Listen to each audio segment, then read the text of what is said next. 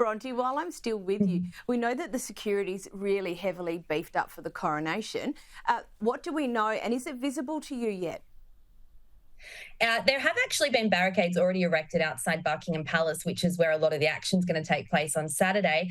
There are also some really keen royal fans who have already camped out. So bearing in mind, again, that's almost a week away, but they're so keen to have the best spot that they're already there. So there have been barricades set up there. The rest will be coming in the coming days. There's certainly a police presence around the city, but we're going to continue to see that build as we get closer to Saturday and as more dignitaries fly in.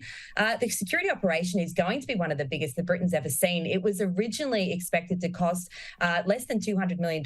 That is now expected to blow out quite significantly. And for comparison, the Queen's coronation cost in today's money around $90 million. So yeah, it's going to be a really massive security operation. But of course, it's a different society now than what it was back then. It's a less deferential society. There's also a higher security threat and more. There've been increasing threats actually in recent times. And also, of course, Charles and Camilla have faced a lot more protests. So that's going to be something that really needs to be monitored across the weekend. And therefore, it's just going to be a really massive security event with snipers. There's police drones. There's, of course, thousands of police officers and protection officers across the city as well.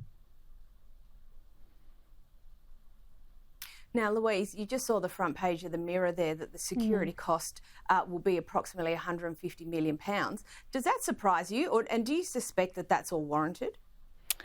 Well, I mean, it was about 250 million, wasn't it? So they were talking about that figure, and that's like nearly $500 million, dollars in Australian terms. It's a huge sum, and if the taxpayers are footing the bill, that's going to get complicated, certainly for the royal family. I guess what we don't know from this story is whether Charles, in fact, is going to pay towards some of that, or has he been asked to and refused? We don't know the kind of backstory there at all. And I think, to Bronte's point, we are living in a different era now. I mean, about 150 million of that money is being used, we believe, to be deployed towards police and protection. Also, we've got a number of dignitaries who are flying in on private jets, and there's a number of domestic protests. They're worried about climate change protesters turning up to the airport. They're worried about, in general, protests against cost of living and other issues that are plaguing the UK at the moment.